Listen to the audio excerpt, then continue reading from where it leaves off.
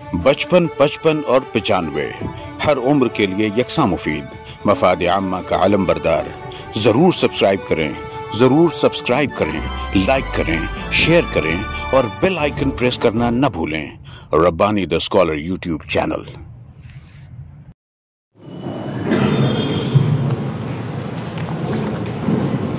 Ilyas Siddiqui sir के फर्जंदान Imtiaz Siddiqui sir और Ejaz Siddiqui sir हमारे दरमियान मौजूद हैं।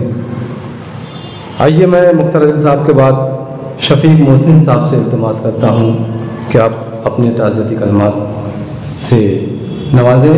आप डॉक्टर इलियास सिद्दीकी सर के शागिर्द हैं, मैं आपसे गुजारिश करता हूँ कि आप अपनी बात यहाँ पेश करें।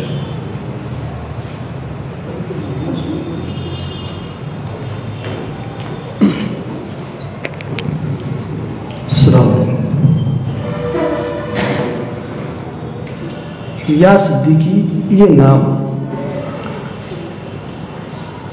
अपने अंदर एक हमागिरी कैफियत रखता है। मैं जब सोचता हूँ उनके साथ रहा हूँ, साए की तरह रहा हूँ, है ना, उनके एक एक पहलू से वाकिफ हूँ। और जितना ज़्यादा इलियास सिद्दीकी साहब अपनी कौम का दर्द रखते थे, मैं और किसी के अंदर नहीं देखा।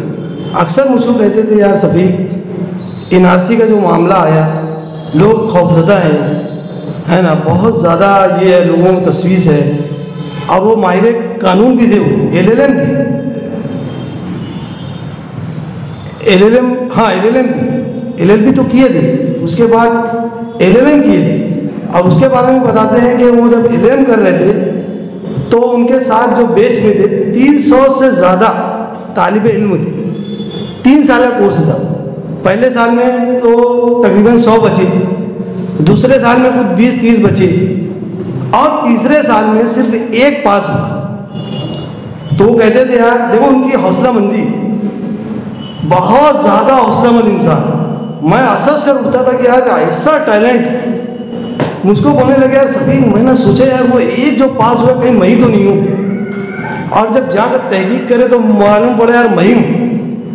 बताओ, इतना ज़्यादा खुद एतमादी, कमाल की शख्सियत थी। हर फील्ड में इलियास सिद्दीकी साहब बस बोला जाए ना कि बहुत ज़्यादा कमाल किया उन्होंने। जो मैं बोला ना सुनने के भाई, यानी कौम का जो दर्द था उनके अंदर, तो उन्होंने फिर NRC की किताब लिखी। और वो किताब के 3 एडिशन, 3 ही हुए थे ना, यके बाद दीगरे 3 एडिशन ख़त्म हो गया। एक एडिशन तो पूरा जगह पे ख़त्म हो गया था, इजरा हुआ था, पूरा ख़त्म हो गया था। तो शायद ही मालेगांव में कोई या और कहीं ऐसा कोई कलमकार होगा जिसका एडिशन डायरेक्ट यानी जब इजरा हो रहा है उसमें ख़त्म हो जाए। बहुत बड़े एजाज की बात है। और दूसरी बात यह कि वो एक और पहलू था कि वो बच्चों की तालीम पर बहुत ज़ोर देते थे। वो चाहते थे अपनी कौम के बच्चे तालीम हासिल करें। बहुत ज़्यादा दर्द था। जब मुझसे बयान करते थे तो मैं यही सोचता था कि यार एक बाप भी इतना अपने बच्चों के ताल्लुक से इतना संजीदा नहीं होगा जितना वो रहते थे। उनकी स्टडी पर लोग आते थे, ये थेथी चाहिए, ये चाहिए, वो चाहिए, तो सब उनको वहाँ फराहम करते थे। ये लोग स्टडी के हैं, इनको मालूम है, एक एक चीज़ रखते थे वो तैयार कि बच्चों को कोई दिक्कत ना। बल्कि बाद बच्चे तो कोई डॉक्यूमेंट बराबर नहीं लाते तो उनको डांट भी देते थे, यार तुम लोग कैसे तालीम इल्म हो। तो तालीम पे बहुत ज़्यादा जोर देते थे कि अपने कौम के बच्चे तालीम में पीछे ना रहें, आगे बढ़ें। तो बहुत बड़ी उनकी वो थी। उसके बाद अदब का एक फील्ड है, आप सभी जानते हैं वो अदब में उनका क्या मकाम है। जिस फील्ड में उन्होंने हाथ लगाया, जैसे नस्र लिखे तो ज़बरदस्त लिखे, किसी पर तबसरा लिखे तो कमाल कर दिया उन्होंने।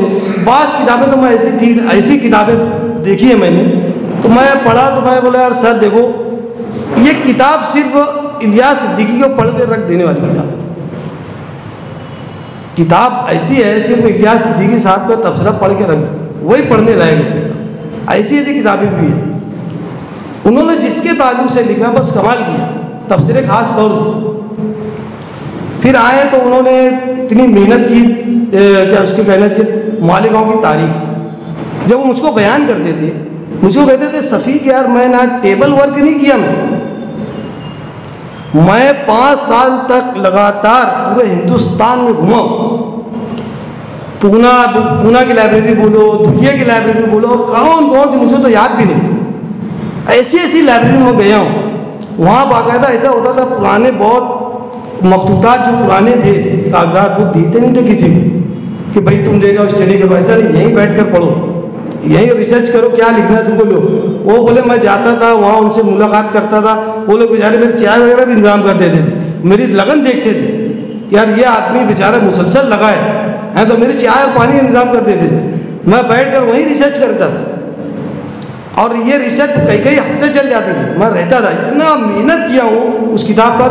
और मैंने उनसे कहा था सर मालेगांव की तारीख आप जो नहीं लिखी ना, बस कमाल कर दिया, ये आपकी यादगार ऐसी चीज़ है जो वाकई में आपको अमर रखेगी, मालेगांव की तारीख जो। फिर उन्होंने और किताबें हैं उनकी कई, नज़्र निगारी भी है, बहुत ज़बरदस्त वो भी है, उनकी शायरी की किताब भी है। तो उन्होंने जिस चीज़ को हाथ लगाया बस उन्हें कमाल किया हो। तो ऐसे शख्स के साथ मैं रहा हूँ, ये मेरे लिए बहुत बड़े एजाज़ की बात है। मैं अपने आप को खुशकिस्मत समझता हूँ।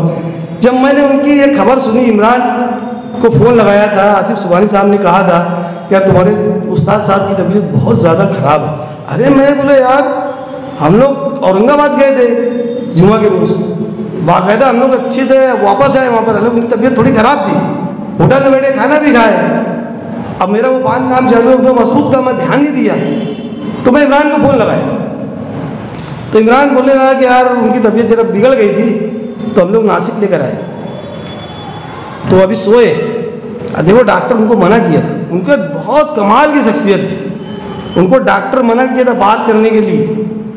1 घंटे बाद उठे वो तो मुझको फ़ोन लगा, बोलने लगे यार सभी मेरा कल ऑपरेशन हो गया है तो तबीयत अभी ज़रा बराबर ठीक नहीं है, तो ज़रा ठीक हो जाए तो फिर अपने ना से गुफ्तगू करेंगे यार, सलाह देगा है। तो बोला अरे सर आप जैसे हौसलामंद शख्स को मैं क्या तसल्ली दूँ, और इंशाल्लाह आप आएंगे। और दूसरे दिन फिर आसिफ का फ़ोन आया, बोले यार जरा कुछ गड़बड़ लग रही है यार, सभी जरा फ़ोन लगा के पूछ, कुछ खबर सुन रहा है। अब मैं दूसरे दिन फ़ोन लगाया तो इमरान रोने लगा, मैं भी रोने लगा। वजह ये थी ना कि देखो इलियास सिद्दीकी अक्सर कहते थे मेरे 3 बेटे और चौथा बेटा मेरा सफ़ीक है, मुझको इतना मानते थे, इतनी अहमियत देते। और कभी हम लोग जब, और इलियास सिद्दीकी साहब देखो अपने शहर में तो सभी उनको जानते हैं, उनकी एक एक खूबियों से वाकिफ़ है। मैं उनके साथ बाहर जाता था, दुनिया बोलो किधर किधर गए हम लोग, बहुत गए बाहर। तो वहाँ जब लोग उनको जो हिसाब से इज्जत देते थे, एहतराम करते थे, उनको मिलते थे तपाक से, तो मैं हैरत ज़दा रहता था कि यार ये शख्स ना सिर्फ मालेगांव बल्कि बाहर भी इनके चाहने वाले, इनकी इज्जत एहतराम करने वाले। मुझे बहुत वो होता था कि यार कमाल की शख्सियत है।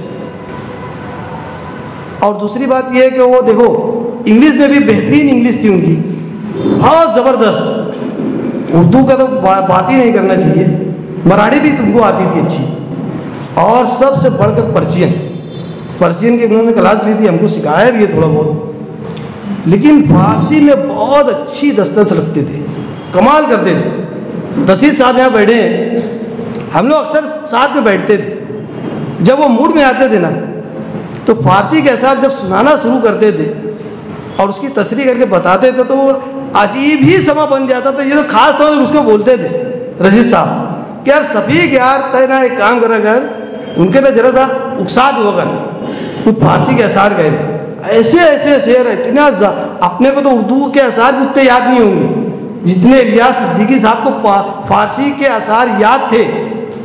सुनाते चले जाते थे, सुनाते चले जाते, और उसकी जब तशरीह करके बताते तो बहुत मज़ा आता। ये टैलेंट था उनके अंदर। और दूसरी बात ये है कि उनके अंदर एक देखो बहुत से इंसान की बसरी कमजोरियाँ भी होती हैं, तो हमको बहुत ज़्यादा जरी नहीं होना चाहिए, उसको लेकर पकड़ के बैठ नहीं जाना चाहिए, थोड़ा दर गुजर करना चाहिए। मेरे भी इख्लाफात हुए सर से, लेकिन मैंने उसको अपने ज़ाती आना का मसला नहीं बनाया। उसके बाद फिर मैं उनसे मिल लिया और हम लोग ऐसा साथ में रहे हैं कि ये यहाँ बैठे ना, वो क्या नाम है उनका, सईद परवेज साहब, एक दिन कहने लगे यार इलियास सिद्दीकी और सफ़ीक तो लाजिम और मुलजिम है। अब देखो लाजिम तो चले गए, मुलजिम बेचारा खड़ा है। तो ऐसी शख्सियत थी। फारसी में जब अशार सुनाते थे तो बस कमाल ही करते, तो उनके गवाह वो है रशीद हाडी साहब बैठे हैं।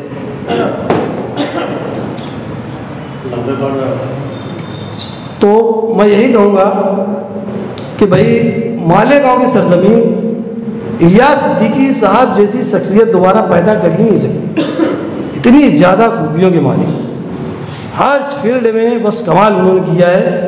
और बस ये बात कह के और तमाम ही पसमानदगान को और मुझे भी अल्लाह सब्र जमील अता फरमाए, और इतनी बात कह के अपनी बात खत्म करता हूँ। 55, 55 और 95 हर उम्र के लिए यकसा मुफीद, मफाद आम्मा का आलम बरदार। ज़रूर सब्सक्राइब करें, ज़रूर सब्सक्राइब करें, लाइक करें, शेयर करें और बेल आइकन प्रेस करना न भूलें। Rabbani the scholar YouTube channel. Rabbani the scholar YouTube channel इल्मी, अदबी, दीनी, मिल्ली, समाजी, सकाफती, तहजीबी, फलाही, तिब्बी, फ़न्नी, माशी, तिजारती, माशरती, इंतज़ामी, इनकलाबी, तहरीकी, तहकीकी, तकनीकी, तफ्तीशी, तामीरी, तालीमी व मालूमाती यूट्यूब चैनल। ज़रूर सब्सक्राइब करें, लाइक करें, शेयर करें और बेल आइकन प्रेस करें। Rabbani the scholar YouTube channel.